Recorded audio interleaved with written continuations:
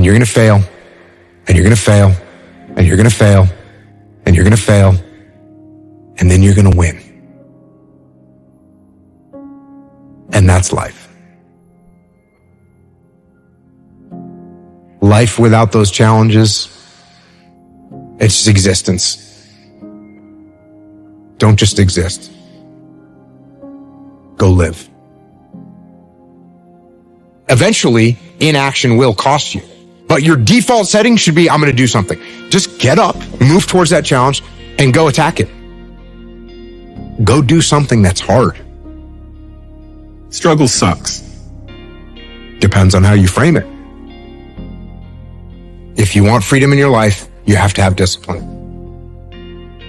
Move towards that challenge, whatever that challenge is. And you may be successful and you may not be successful, but you will be better.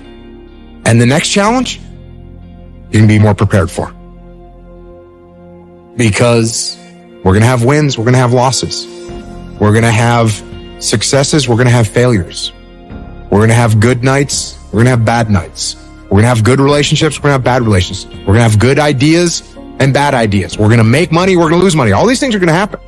And if you oscillate emotionally up and down drastically, it's going to be problematic. Embrace those emotions, but don't let those emotions embrace you. Keep pushing through things that suck. This is a very difficult thing to do because it hurts. I'm going to go forward. I'm not going to quit, so I'm going to go forward. Bring it on. When you talk to people that went to SEAL training that didn't make it, most of the time, it's some reason. There's a medical reason. There's a family problem. There's very few people that look at you and say, oh, I quit because it sucked, which is what happens to the vast majority of people. The vast majority of people that don't make it through SEAL training, they didn't make it through because they quit. Your excuses will destroy you and take everything that you ever wanted from you if you let them. When your excuses make you feel a little bit better about the fact that you didn't execute on what you needed to execute on, then they can make you feel better, but they're not helping you. They're not helping you at all. This went wrong. This failed. Didn't accomplish this. And it's not the fault of my boss. It's not the fault of my girlfriend. It's not the fault of my parents. It's not the fault of the weather. It's my fault. And I'm going to take ownership of it and I'm going to fix it. That's what extreme ownership is. Because when you look around at your life and you look around at your job and your financial situation and your relationship and your physical health, and when you look at all those things and all the problems that you may have with those things, and you say, the reason I have all those problems is because of me, that can hurt. That can sting. And a lot of times our ego rejects that and makes excuses and lies. And then we don't have to change anything. And then nothing changes. When the excuses all go away and people can actually confront the fact that this is all because of me, it hurts, but is also unbelievably empowering. Because the more discipline you have in your life, the more freedom you will end up with. So if you lack the discipline to exercise and eat healthy, you will end up being a slave to disease. If you lack the discipline to work hard, save your money, you will end up a slave to finances. If you lack the discipline to manage your time correctly, you will end up with no free time. If you have self-discipline, if you have the discipline to save your money and work hard and invest your money properly, if you have the discipline to manage your time correctly and not waste a bunch of time, if you have the discipline to exercise and eat healthy, you will end up with freedom. And you're going to start to progress in every aspect of your life. And you'll see that if you have that kind of discipline right now, you're going to end up with freedom. If you have discipline, you will attain freedom. Go try and accomplish something that's hard. You may win, you may lose, you may succeed, you may fail. I'll tell you what, you'll be better.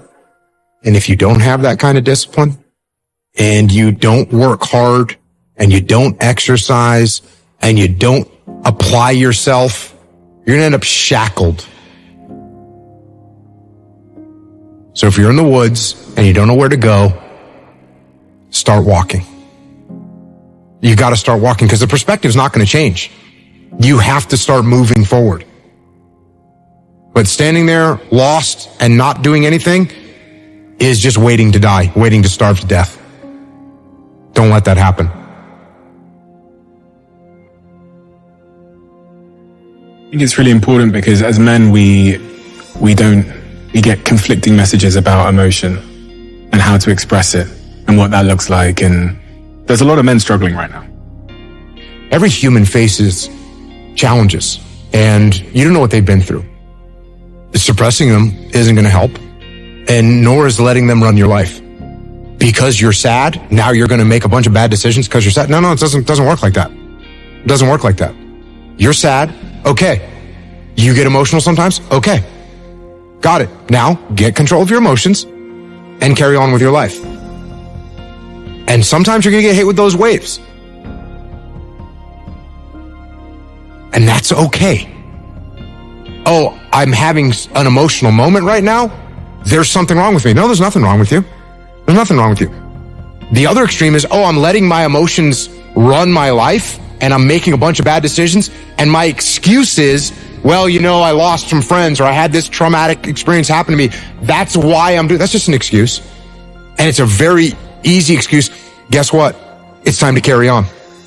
Remember, don't dwell. I'm in control. This is my life. If you are in the problem, you won't see the solution to the problem. Take a step back, detach from the chaos, detach from the mayhem, detach from your emotions, detach from your ego, and be able to assess the best way to execute. That is the job of a leader. If you take any trait of a human being and you take it to an extreme, masculine or feminine or otherwise, you take it to an extreme, it's going to be a problem. Is it good to have no emotions whatsoever? No, that's called a sociopath. Is it good to let your emotions run your life and make your decisions based on your emotions? No, that's not good either. What do we want to be as a human, as a man? We want to be balanced.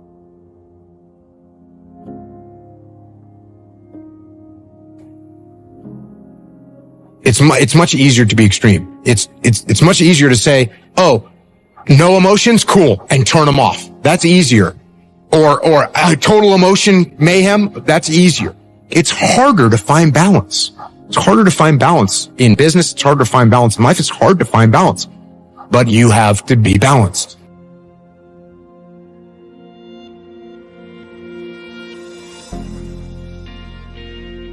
Because what I want is for the team to win. So be balanced. You're going to be okay.